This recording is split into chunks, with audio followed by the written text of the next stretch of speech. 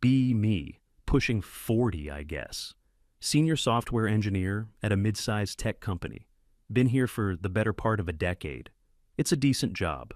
The pay is good, the work is challenging enough to not be boring, and the people, for the most part, are competent. I'm what they call a subject matter expert in a couple of our core systems. Basically means I'm the guy they call when something is truly deeply broken. It also means I'm expected to mentor the junior devs. I don't mind it. I actually kind of enjoy it. It's satisfying to see someone who's smart but inexperienced finally have that aha moment when a complex concept clicks into place. We had a good system going. A new junior comes on. They get assigned to a senior dev for a few months. The senior gives them code reviews, answers questions, and holds one-on-one sessions to go over architecture, best practices, that sort of thing. It worked. Our junior devs ramped up faster than at any other company I'd worked for. A few months back, maybe late last year, we hired a new batch of college grads. One of them was Emma. She was assigned to my team, and by extension, to me for mentorship. Kid was sharp, really sharp, picked things up quickly, asked intelligent questions, and wasn't afraid to admit when she didn't know something. The perfect student, really. We'd get together twice a week in one of the small conference rooms. Just me, her, and a big monitor. I'd pull up her code, or my code, or a system diagram.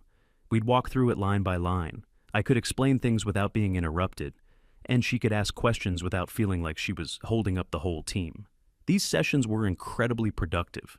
I remember one time she was struggling with a multi-threading issue, a real nasty one that can trip up even experienced devs. She'd been spinning her wheels on it for a day and a half. She brought it to our session, looking completely defeated. We spent an hour whiteboarding the entire process flow. I drew out the threads, the locks, the race conditions, and then I saw it in her eyes. The light bulb went on. She practically ran back to her desk and had the whole thing fixed in 30 minutes.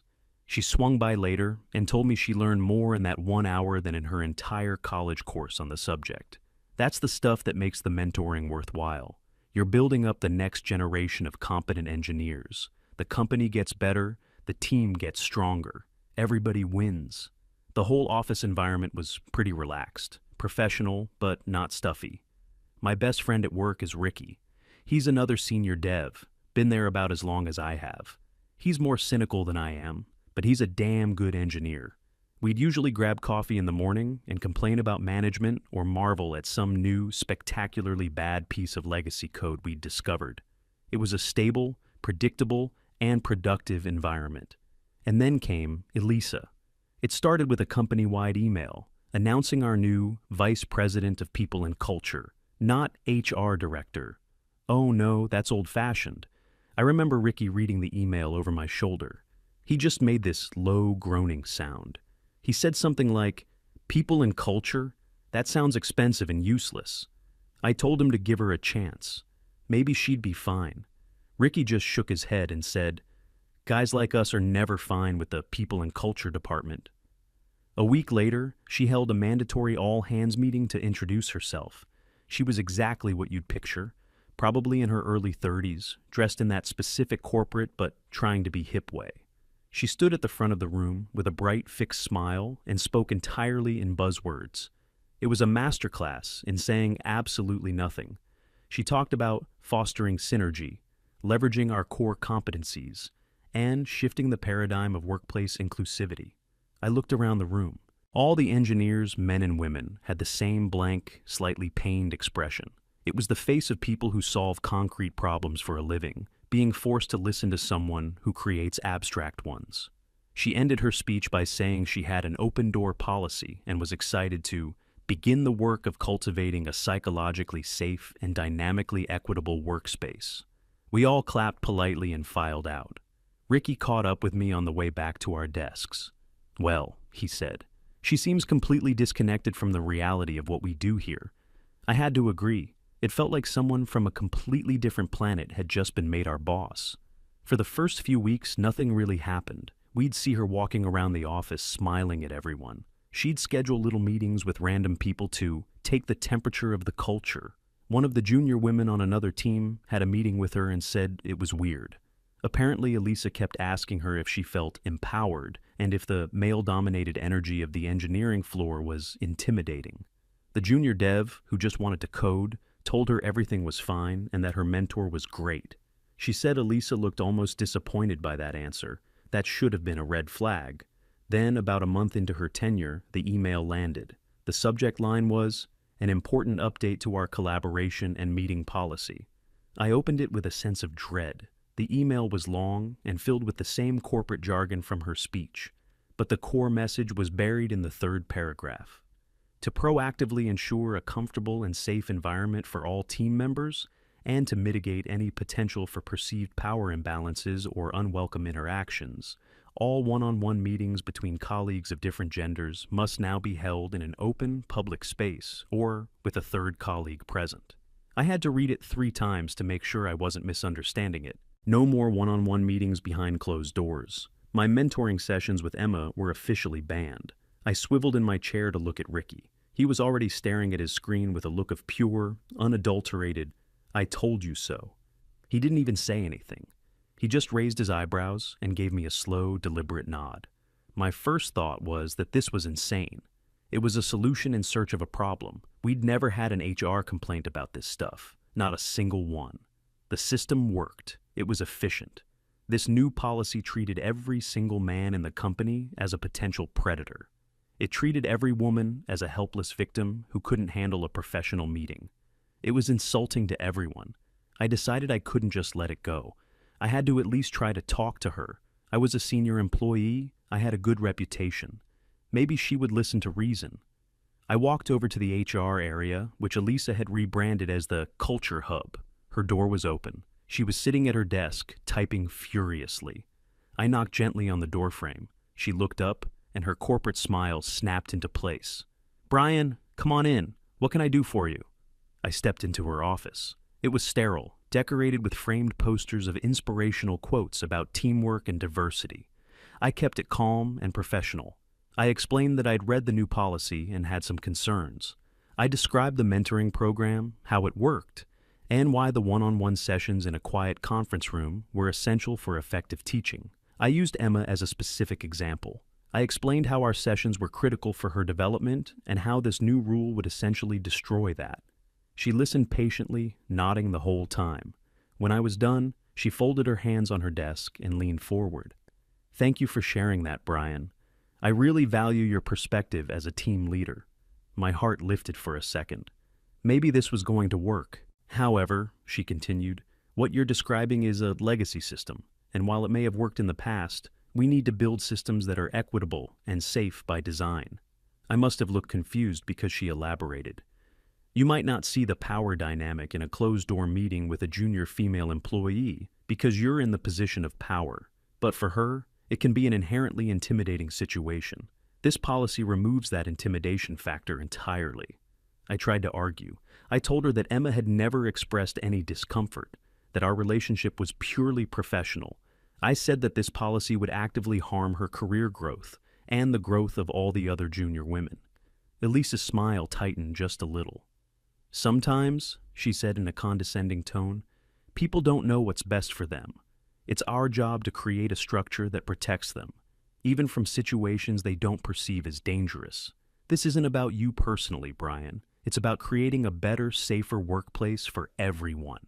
The conversation was over. I knew it. It was like talking to a wall that smiled and used words like synergy. I just said, "Okay, I understand," and walked out. I went straight to Ricky's desk. I told him the whole story. He listened, shaking his head slowly. When I was finished, he leaned back in his chair and sighed. "Welcome to the new world, my friend," he said, "where good intentions and bad ideas have a baby, and we all have to pretend it's not ugly." He then said the words that would define our strategy for the next few months. "It's time for malicious compliance." I asked him what he meant. "She wants this rule? Fine. We will follow this rule to the absolute letter," he explained.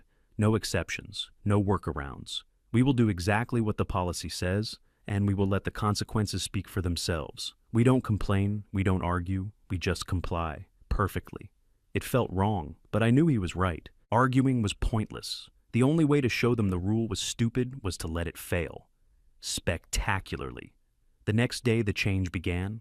I had to have the awkward conversation with Emma. I caught her in the kitchen getting coffee. I told her that, per the new HR policy, we couldn't have our one-on-one meetings in the conference room anymore. She looked confused. At first I think she thought she had done something wrong. I had to quickly reassure her that it wasn't her. It was a new company-wide rule that applied to everyone. I explained the new options. We could meet with a third person, or we could discuss things at my desk in the middle of the open plan office. She looked crushed. She said, "But I learned so much in those meetings. How am I supposed to ask questions now?" I told her she could always ask at my desk. We both knew it was a terrible substitute. Our section of the office is not quiet. People are constantly talking, phones are ringing, and there are 100 distractions. It's not a place for focused, deep-dive technical discussions. The first time she tried, it was a disaster. She had a question about a complex API integration, the kind of thing that would have been a 20-minute whiteboard session before.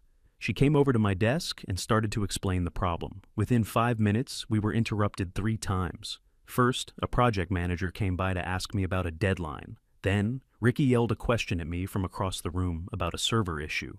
Then, the guy at the desk next to mine started a loud phone call. Emma just stood there, looking increasingly frustrated. She couldn't focus. I couldn't focus. She eventually just gave up. "Never mind," she said. "I'll try to figure it out myself." And she walked away. I saw the same story playing out all over the engineering floor. All the senior guys, who were mostly men, had stopped their mentoring sessions with the junior women. We were all following the rule. Maliciously. No one wanted to have a sensitive code review meeting in the middle of the damn office.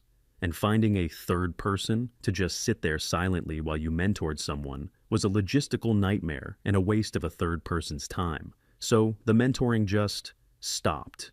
The junior women, who used to get direct, focused help, were now on their own. You could see them clustering together at their desks, trying to solve problems among themselves.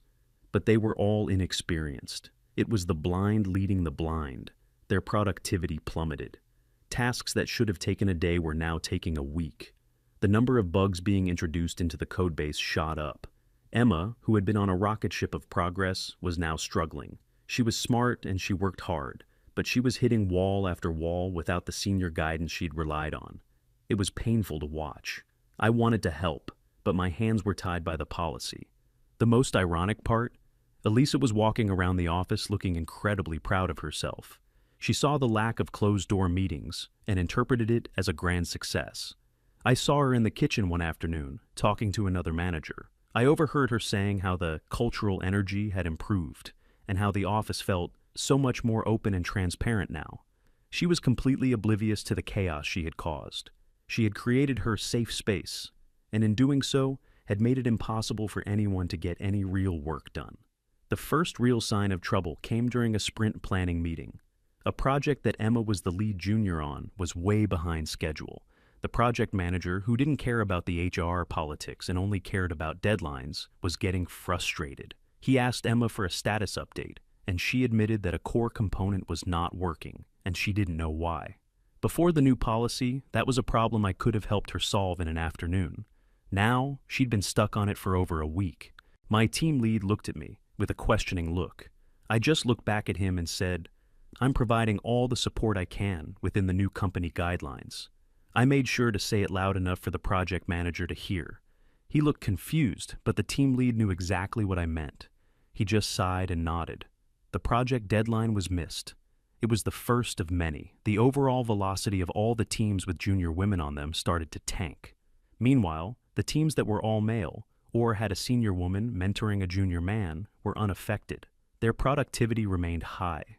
The performance gap became glaringly obvious, and the cause was equally obvious to everyone except the one person who had created it. Elisa seemed to live in an alternate reality. At a company town hall meeting, she gave a presentation on her first 90 days. She put up a slide with metrics that she had clearly invented, things like interdepartmental synergy and psychological safety score. She proudly announced that since the implementation of her new meeting policy, there had been a 100% reduction in complaints regarding inappropriate one-on-one meetings. Ricky, who was sitting next to me, muttered under his breath, "You can't have complaints about something that doesn't happen." She was celebrating the absence of a problem we never had, while completely ignoring the massive new problem she had created. The managers and team leads were all squirming in their seats. They knew their projects were on fire, but nobody wanted to be the one to challenge the new VP of culture. So everyone just clapped and pretended her presentation was brilliant. But the cracks were starting to show, and it was only a matter of time before the whole dam broke. The weeks after that disastrous town hall were grim. The atmosphere in the office changed. Before, there was a sense of collaboration, a feeling that we were all on the same team, trying to build something cool. Now, there was a quiet, simmering resentment. You could feel the division. The senior men were walking on eggshells. We were doing our jobs, writing our code, but the extra stuff, the mentoring, the casual advice, the willingness to go the extra mile to help a junior, was gone. Why risk it? We were all officially pre-criminals in the eyes of HR.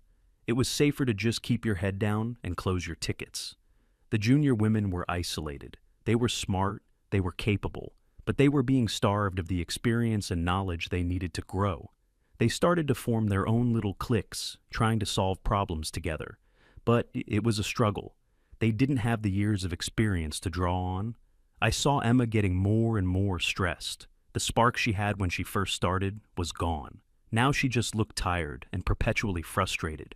She'd spend hours stuck on a problem, chewing on her pen and staring at her screen. I knew I could probably help her solve it in minutes. But the policy was the policy. My compliance was absolute. Ricky was a rock. He saw the same thing I did, and his cynicism was almost comforting. It was a daily reminder that I wasn't the crazy one. One day, Elisa sent out another one of her company-wide emails. This one was about a new voluntary lunchtime initiative, a Women in Tech Lean In circle. The email said it was a safe space for female employees to discuss their challenges and empower each other. Ricky read it and just started laughing, a quiet, bitter laugh. He pointed at Emma's team, where 3 of them were huddled around a monitor, clearly stuck on a major bug that was holding up the whole release. "Look at that," he said. "They don't need a lean-in circle. They need a senior engineer, but the one they were assigned isn't allowed to help them properly." He was right. Elisa was offering them therapy sessions when what they needed was a teacher. She was trying to solve a nail with a screwdriver. The situation came to a head as we approached the end of the quarter. Our company lives and dies by its quarterly product releases. It's the big event that brings in new clients and keeps the investors happy. And the main project for this quarter was in deep, deep trouble. The component that Emma was responsible for was a critical part of the new feature set, and it was a mess. It was buggy, slow, and unreliable. It wasn't her fault. She'd been given a complex task with zero effective senior support. It was like asking a first-year apprentice to build a load-bearing wall without a blueprint or a foreman. The project manager was having a meltdown. His Gantt charts were a sea of red. He started holding daily, emergency stand-up meetings, trying to figure out how to get the project back on track. In one of those meetings, he put Emma on the spot. He asked for a firm deadline for when her component would be stable. She couldn't give him one. She just stood there, looking at the floor, and mumbled something about still working through some issues. The PM, who was at his wit's end, looked directly at me. "Brian, you're the senior on this team. You're her mentor. Why isn't this getting done?" The whole room went quiet. I took a deep breath. I chose my words very carefully. "I am providing Emma with all the support that is permissible under the current corporate policies established by HR. I said it in a flat, neutral tone, just stating a fact. The PM stared at me, then at the team lead, then back at me.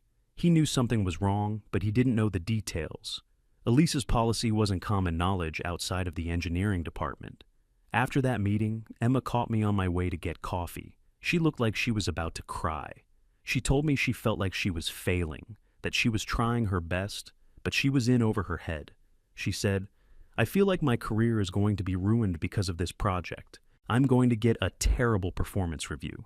Then she asked me, in a very small voice, if we could just have one meeting, in a conference room, like we used to. She promised she wouldn't tell anyone. It was a test. A part of me wanted to say yes, to hell with the rules. But I thought of Ricky, malicious compliance. The only way to fix the system was to let it break completely. I told her I was sorry, but I couldn't. I could lose my job. I told her the policy was clear and I had to follow it. She just nodded, her eyes welling up, and walked away. It was one of the hardest things I've had to do in my professional life, to deny help to someone who was asking for it, who I knew I could help. But it had to be done. The release date came and went. The project was not ready. For the first time in 5 years, the company missed a major quarterly release. The fallout was immediate. The stock price dipped. Angry emails from clients started coming in. And the CEO, who was usually a distant figure we only saw at town halls, was suddenly very, very present. He was a man who didn't care about feelings or culture. He cared about one thing: results. And the results were a disaster, an emergency. All managers on deck meeting was called. My team lead told me about it afterwards. Apparently, the CEO went around the room demanding to know what happened. He wanted a single root cause. The project managers pointed to engineering. The engineering managers pointed to a massive, unexplained drop in productivity and a spike in bugs, specifically from teams with junior women. They were trying to be diplomatic. No one wanted to throw HR under the bus. But the CEO was smart. He saw the pattern. He asked, "What changed this quarter that only affected these specific teams?" The room was silent, and then the CEO dropped the bomb. He held up a piece of paper. He said he had received a very interesting letter. A letter signed by Emma and 3 other junior female engineers from different teams. The letter, my team lead told me, was a masterpiece. It was professional, polite, and absolutely devastating. It detailed the new HR policy. It explained how the ban on one-on-one mentoring had completely cut them off from the senior engineers. It stated in no uncertain terms that the policy, which was supposedly created to protect them, was actively and directly harming their professional development and torpedoing their projects. The final line of the letter was the killer. "We never felt unsafe before this policy was implemented. Now, we feel our careers at this company are in jeopardy." The CEO finished reading excerpts from the letter. Then he looked at the VP of engineering and said, "Set up a meeting in my office in 1 hour. I want you, I want Elisa from HR, and I want Brian, the mentor mentioned in this letter." My team lead found me at my desk and told me I'd been summoned. My heart was pounding. This was it, the end game. I walked into the CEO's office. It was the first time I'd ever been in there. It was big, with a huge window overlooking the city.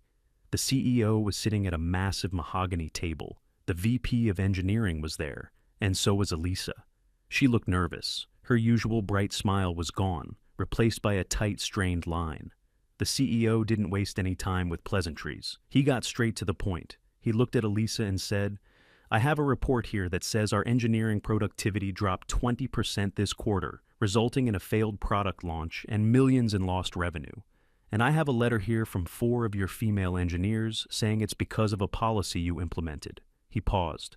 "Explain." Elisa launched into her defense. It was a fire hose of corporate jargon. She talked about best practices, about mitigating legal risks, about creating long-term cultural value. She said that a temporary dip in productivity was a small price to pay for building a foundation of psychological safety. The CEO listened to all of it without interrupting. His face was like stone. When she finally ran out of steam, he turned to me. "Brian," he said, "you're a senior engineer. You've been here for years. You're one of the people mentioned in this letter as being a good mentor. Tell me, from your perspective, what happened?" I kept it simple and factual. I described the old mentoring system. I described how effective it was. I described the new policy. I described my conversation with Elisa, where I had warned her this would happen. I described how I and all the other senior engineers had followed her policy to the letter. And I described the predictable, inevitable result. Projects failed. I didn't use any emotional language. I just laid out the cause and effect. The CEO nodded slowly. He looked back at Elisa. "So, you were warned this would happen, and you did it anyway." Elisa started to stammer. The risk of not acting was too great. The potential for... The CEO cut her off. "The potential for what? We have never had a harassment complaint about this. Ever. You invented a problem, implemented a solution that crippled the company, and in the process, you hurt the careers of the very women you claim to be protecting." He let that hang in the air for a moment. Elisa was pale. The CEO then looked at me. "Brian, what would it take to fix this?" I had my answer ready. "Abolish the policy. Let me do my job. Let all of us do our jobs." The CEO looked at my VP, who nodded in agreement. Then he looked back at Elisa. His voice was cold and flat. Elisa, your vision of people and culture is incompatible with our company's goal of shipping products and making money. Your services are no longer required. Just like that. It was over. Her jaw dropped. She looked like she'd been slapped. She tried to say something, but the CEO just held up a hand. Security will escort you to your desk to collect your personal belongings. Have a nice day. She was escorted out of the room, completely stunned. The CEO looked at my VP. Draft a company-wide email. The policy is rescinded, effective immediately. State that our company values mentorship and direct collaboration above all else. Then he looked at me. Brian, thank you for your honesty and for your patience. Now, please go fix my project. I walked out of that office feeling 10 pounds lighter. By the time I got back to my desk, the email from the CEO was already in my inbox. It was short, direct, and to the point. No jargon, no fluff. A wave of relief washed over the entire department. I looked over at Ricky's desk. He was just slowly, silently clapping. The first thing I did was send a message to Emma. Hey, conference room 3 is free at 3 p.m. Let's get that component fixed. A moment later, I got a reply. Just a single simple smiley face emoji. We met in the conference room. It was like no time had passed. We spent 2 hours at the whiteboard. By the end, we had a solid plan. The bug was identified, and the path to a fix was clear. She left that meeting looking like her old self again. Energized, confident. Later that day, Ricky stopped by my desk before heading home. He leaned against my cubicle wall. So, he said, the great ideological experiment is over. I just nodded. Back to common sense, I guess. He smirked. It's just funny, isn't it? He said, looking out over the now bustling office. They came in talking about empowering women. But the most empowering thing for Emma was a 40-year-old dude in a conference room explaining how a memory leak works. He shook his head. They created a world so obsessed with imaginary dangers that they broke all the things that actually worked. A true classic. And with that, he walked away. He wasn't wrong.